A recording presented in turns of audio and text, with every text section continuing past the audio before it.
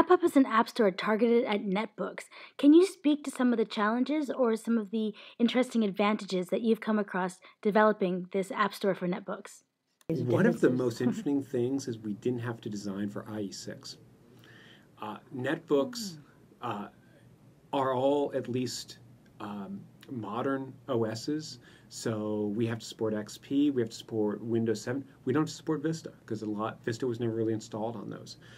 And what that meant is it was refreshing, where normally Intel as a corporate environment has sometimes a long cycle of when it upgrades internal software. And a lot of things I used to be designing for were people who were sometimes in that space. Even when we did consumer-based applications, you have people who had a long back history. And what was interesting with designing for netbooks was because they're such a new form factor, they all have pretty recent OSs, and they have up-to-date software. And so it meant, that was the cool thing, we could put doesn't support IE6, which removed a tremendous amount of our time.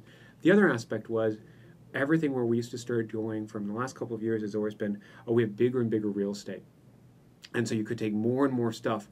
And now we had to do the complete reversal of we're back to even smaller screen size than when I first started, and really thinking about, is it worth it to add this little extra vertical bar, or can I actually get back because I have such a small amount of vertical space? How do I think I lay things out wider because I now have that wide space where we didn't necessarily always use width as much?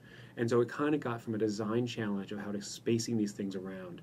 And what kind of helped there was we would always have our comps, and every time we would look at a comp, it would have this lovely little break line. This is where the screen's going to end. Because we would be looking on it on our huge monitors, and it doesn't necessarily jump out what is a person going to see. And so those two things, one of which modern, and then the other one which is screen size, getting smaller, actually not so much smaller as much as different directions, where it's actually got about the same amount of width or a little bit more, but very short height.